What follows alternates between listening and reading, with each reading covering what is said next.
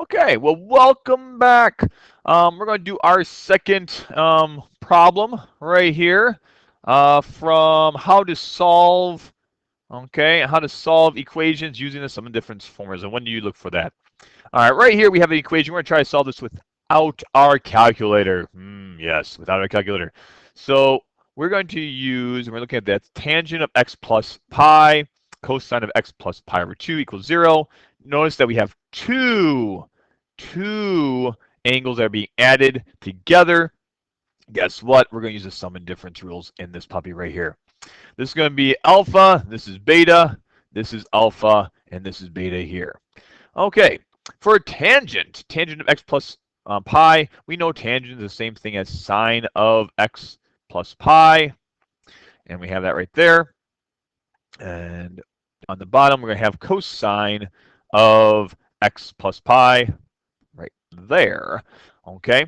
And then we have right here, we have minus cosine of x plus pi over 2, and that equals 0. So we're going to go through here and we're going to use the sum and difference rules for each one of these and see how it works out and see if it simplifies to equal 0 into something that's nice. So we'll check this out first.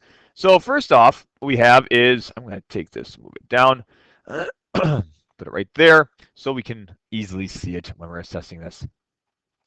Sine of x plus pi is the sum of our differences. So we're going to take sine of x, and that's going to be cosine of pi, and that's going to be plus cosine of x. That's going to be sine of pi. On the bottom right there, we're now going to use cosine of x plus pi, so that's going to be the sum of the cosine, so we're taking cosine of x, all right, cosine of pi, and what we have right here is minus sine of x, and then we're going to have sine of pi. Okay, that wasn't too bad. We'll simplify that in just 1 second. Next one, we're going to have minus cosine of x plus pi over 2. Well, right here, once again, it's a sum of cosines. So we're going to take the cosine of x. We're going to take the cosine of pi over 2 in this case, minus sine of x, and then sine of pi over 2. And then we have that. And that's all, my friends, is going to equal 0. From here is this fun part. We're going to simplify this. Cosine of pi is going to be -1. So we're going to have negative sine of x. We're going to have sine of pi is 0. So this is going to be plus 0. Maybe I should say it right there. We know this is -1. We know this is going to be 0, just so everybody knows. This one right here, once again, is -1. And this, my friends, is 0 again. That comes from your circle chart. If you're wondering how I'm doing that, and you got to memorize that. That's really, really kind of important. So we have cosine of x right here. This right here, my friends, is going to turn into 0. Let's continue on. We're going to have cosine of pi over 2. That we know, my friends, is 0. Sine of pi over 2 is 1. And so when we simplify this puppy, we're going to have 0 minus, we're going to have sine of x, like so. And that equals 0. And so now let's simplify a little bit farther. We're going to have sine over cosine. Negatives cancel out. So that's going to equal sine of x over cosine of x. That's going to be plus sine of x. And that equals 0. If you go from here, we can actually find a common denominator. There's other ways of solving this, but we're going to now find a common denominator, and that's going to be cosine.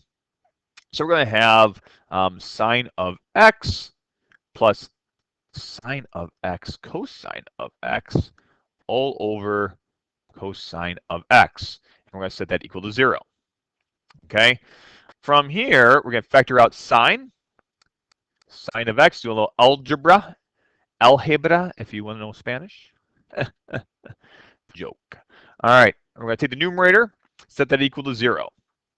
From here, we don't have to worry about the denominator because only when you have a rational function, a fraction, numerator, when the numerator equals 0, then the fraction will equal 0. Okay, so we're only looking at the numerator here, so that's why I'm going to forget about the denominator for now.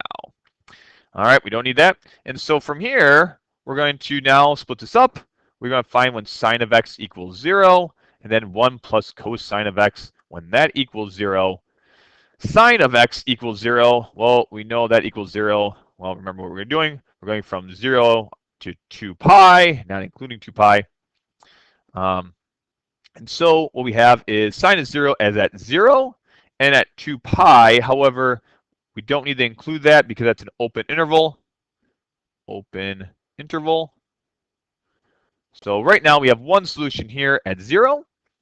The next one is we're going to take this and subtract the negative 1 to the other side. And so when is cosine equal to negative 1? Cosine is equal to negative 1 at pi. At pi, we should know that. And that's all we got from there. And so our answers, my friends, if we're looking for a combined solution, x is going to equal 0 and pi. 0 and pi. That is when it's going to equal 0. Bada bing, bada boom. Okay, awesome. Awesome sauce. All right, we can go over here. You probably maybe could have done that with suggested check. There are other cofunction and other identities for these that you could have used, but using the sum and difference formulas, we can see how this can be done. All right, identify the sum and difference, simplify it through all the way down, then doing your basic trig, and you get your solution. Well, I hope that helps out and with the rest of your problems and your homework. So check out my other video. I'm going to have one more on how to solve equations in just a bit. Good luck and God bless.